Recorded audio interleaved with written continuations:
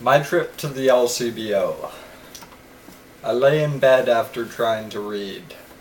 I had a cigarette, but I just couldn't focus. I felt mentally paralyzed. Not dead, just unable to move, to make decisions, to think my way out of the hole. I remember Mel's beer breath from last night and how when I smelled it I had a strong urge to drink. I wanted to drink now. I knew I had $20 in my wallet and $2 in my pocket. I knew that it was all the money I had until the end of the month. I will have to go to my parents for help, but the longer I can make it, the better. Then I remembered that the last time I checked my bank account I had $22, and I have $11 for my tax return. I calculated the price of the beer, the emotional price of the trip. I was still thinking like it was winter, versus the reward of 2 tall boys. Addiction won over out of laziness and better judgment. I got dressed, grabbed my check, and left the house. The weather was warmer than the need for my t-shirt, hoodie, and jacket, but it was not so warm that I was uncomfortable.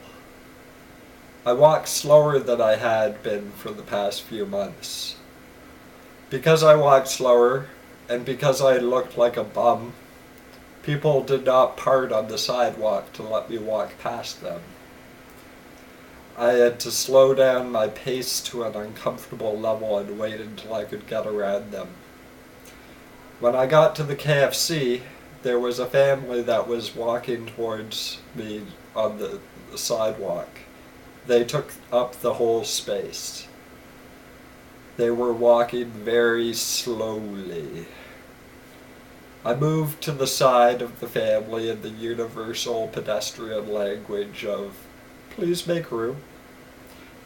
A boy, probably no older than 10, stared at me while he slowly walked with his family. He did not make room. I edged even further than was needed, making it so that the boy wouldn't have to shift his position to the side, just slow down or speed up to let me pass. Still, he and his family dominated the sidewalk. Eventually, they passed.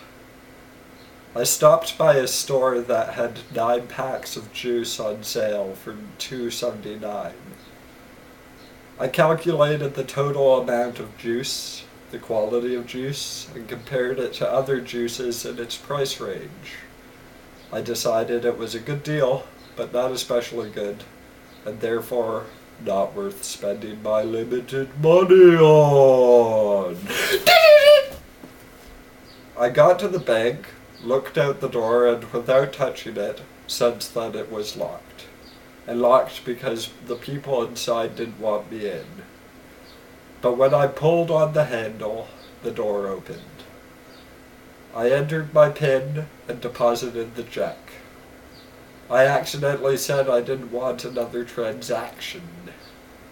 I got the receipt. I still had $22 in the bank account. My monthly donations must have been deducted, which is good, because if they try to deduct from me and I don't have any money, I'll get huge charges. I took out $20. As I waited for the transaction to process, I leaned my head on the CIBC display that is at perfect head lean level. Walking to the lcbo, I passed 2 gangster rap looking kids.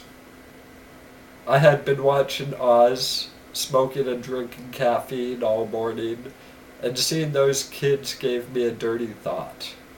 I blushed. I lowered my hair over my face to try to hide the blush, and I nervously chewed on my dry lips. After I passed, one of the kids proclaimed, "Chapstick or death," in a threatening tone. I got to the LCBO and made my way to the back. I took a brief review of the other beers that I don't normally buy, their prices, their sizes, their percentages.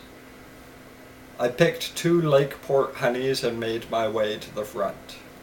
There was a long line. After about a minute, a second cashier went on duty. I stood between the 2 lines, sussing out which one of them will get me there faster. When it got to be my turn, the cashier rung me up with brutal speed. I mumbled a pathetic thank you after I handed her the cash. When everything was done, she gave me a sincere, I'm saying this 'cause it's my job, thank you. I walked home slowly and was not blocked by any more slow walkers. The sun was shining and I could feel real warmth from it. My mind's eye treated me to vivid pictures of Mel's face.